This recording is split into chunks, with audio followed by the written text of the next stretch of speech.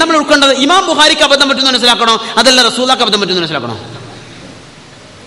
പിന്നെ അപ്പൊ ഇമാം ബുഖാരിയിൽ പിന്നെ എങ്ങനത്തെ പ്രശ്നം ഉണ്ടോ? ഉണ്ട്. ഞാൻ 2 ഉദാഹരണം പറയാം. ഒന്ന്, ഇമാം ബുഖാരി ഉദ്ധരിച്ച ഹദീസാണ്. ഒരു മനുഷ്യൻ പറയാം, ഞാൻ ജാഹിലിയ കാലത്ത് ഒരു ദിവസം നടന്നു വരുമ്പോ കുറെ കുരങ്ങന്മാർ കൂടിയിട്ട് വേറൊരു കുരങ്ങനെ ഇങ്ങനെ എറിയുന്നുണ്ട്.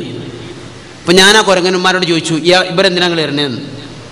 കുരങ്ങന്മാർ മറുപടി എന്താ, ഈ കുരങ്ങ് വ്യഭിചരിച്ചിട്ടുണ്ട്, അപ്പൊ എറിഞ്ഞുകൊല്ലാണ്. അപ്പൊ ഞാനതിന് കൂടി ഞാനും എറിഞ്ഞു. ഇതിൽ ഒന്നാമത്തെ അബദ്ധം എന്താ? കുരങ്ങനോട് എങ്ങനെ മനുഷ്യൻ സംസാരിക്കോ? കുരങ്ങന്റെ ഭാഷ മനുഷ്യനും മനുഷ്യന്റെ ഭാഷ കുരങ്ങനും തിരിയെങ്കിലല്ലേ സംസാരം നടക്കുള്ളൂ. 1. 2, വ്യഭിചാരിക്കുള്ള ശിക്ഷ വിധിക്കുന്ന അപ്പോഴാ റസൂലുള്ളാഹിന്റെ കാലത്താ, ഇതെന്നാണ് ജാഹിലിയ കാലത്ത്.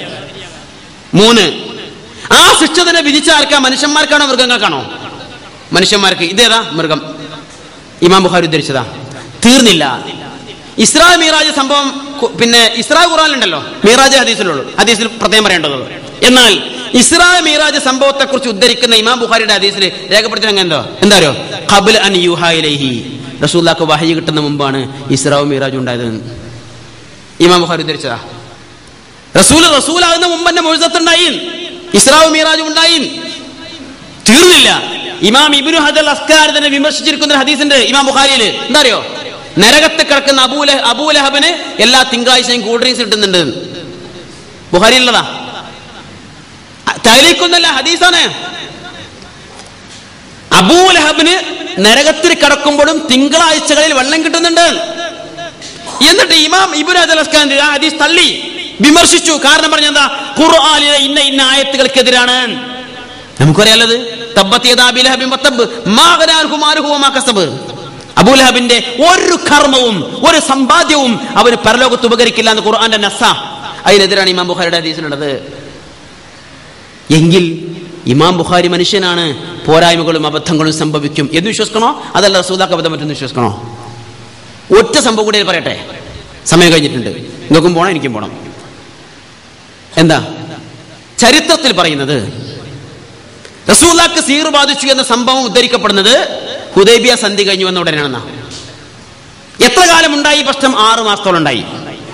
എന്നാൽ ഹുദൈബിയ സന്ധി കഴിഞ്ഞ് വന്നിരിക്കുന്ന റസൂലുള്ളാഹ് നേരെ പോയത് ഖൈബറിലേക്കാ. ഖൈബർ യുദ്ധം അപ്പോഴാണ് നടക്കുന്നത്. അപ്പൊ സന്ധി മുശ്രിക്കുകളോടാണ്, ജൂതന്മാരോടല്ല. ഖൈബർ യുദ്ധം ജൂതന്മാരോടാണ്. ആ യുദ്ധത്തിൽ റസൂലുള്ളാഹ് പങ്കെടുത്തു മാത്രമല്ല, ഖൈബറിലെ ശത്രുപക്ഷത്തുള്ള രാജാവ് കൊല്ലപ്പെടുകയും അദ്ദേഹത്തിന്റെ മകൾ ബന്ധിതയായി പിടിക്കപ്പെടുകയും ചെയ്തു. അന്നൊരു സംസ്കാരം ഉണ്ടെന്നറിയോ? ശത്രുപക്ഷത്തുള്ള രാജാക്കന്മാരോ മന്ത്രിമാരൊക്കെ കൊല്ലപ്പെട്ടാലും അവരുടെ മക്കളെ ബന്ദികളായി പിടിക്കാൻ പാടില്ല, അവരാദരിക്കണം. ആ ആദരിക്കുന്നതിന്റെ ഭാഗമായി റസൂൽ എന്ത് ചെയ്തു? ആ രാജാവിന്റെ മകളെ വിവാഹം കഴിച്ചു. ആ മകളാണ് നമ്മുടെ ഉമ്മ സഫിയ റളിയല്ലാഹു അൻഹ. ചരിത്രം എന്താ പറഞ്ഞത്?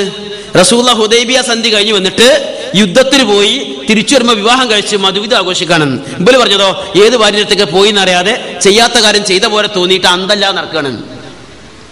ഏതാ വിശ്വസിക്കേണ്ടത്? ഏതാ അംഗീകരിക്കേണ്ടത്? അതാ ഞാൻ പറഞ്ഞത്.